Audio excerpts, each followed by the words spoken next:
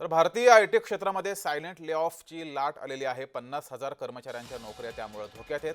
प्रमुख आयटी कंपन्यांकडून टीम्सच्या पुनर्रचनेस सुरुवात झाली आहे। तांत्रिक बदलांचा भाग म्हणून कर्मचाऱ्यांची संख्या घटणार आहे, त्यामुळे कर्मचाऱ्यांच्या रोजगारावर यामुळे कुऱ्हाड येणार आहे। आयटी क्षेत्रामध्ये चाललेले सततचे ले ऑफ आणि आता एआयच्या न्यूजवरती की बाबा एआयमुळे आयटी क्षेत्रामध्ये 25,000 50,000 मोठमोठ्या कंपन्या काढणार आहेत, जसे की TCS, विप्रो, इन्फोसिस। तर आमची सरकारला हीच विनंती की तुम्ही ह्या दोन्हीवरती चर्चा घेऊन, ही संख्या फार मोठी आहे, 25,000 50,000 जर कर्मचाऱ्यांच्या नोकऱ्या जाणार असतील तर हा फार मोठा विषय आहे आणि त्यात तुम्ही लक्ष देणं गरजेचं आहे।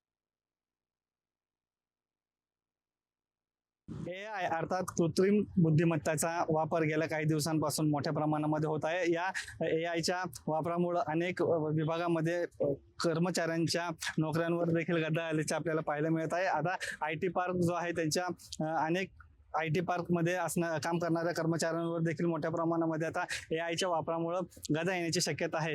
तज्ज्ञांकडून शक्यता वर्तवण्यात आली की 2025-26 या वर्षामध्ये साधारण 50,000हून अधिक ITNच्या नोकऱ्यांवर जी टांगती तलवार असल्याचं तज्ज्ञांकडून सांगण्यात आलेलं आहे। मोठ्या प्रमाणामध्ये आता सध्या IT मध्ये हिंजवडी असेल, हिंजवडीमध्ये मोठ्या प्रमाणामध्ये लाखोंच्या संख्येने ITNs काम करतात आणि असं असलं तरी आता ले ऑफ याच्या माध्यमातून वेगवेगळ्या मोठमोठ्या कंपन्या ज्या आहेत ते कर्मचाऱ्यांना घरी बसवण्याची शक्यता जी आहे ती या तज्ज्ञांकडून वर्तवण्यात आली आहे। तर आमच्या नोकरींवर गदा न येण्यासाठी महाराष्ट्र शासन असेल किंवा केंद्र सरकार यांनी काही ना काहीतरी उपाययोजना करण्यात यावा अशी मागणी जी आहे ती ITN करून करण्यात येत आहे। त्यामुळे आता सरकार याकडे कशा प्रकारे पाहतंय हेच पाहणं देखील तितकंच महत्त्वाचं असणार आहे। अविनाश परब, जय महाराष्ट्र न्यूज, पिंपरी चिंचवड।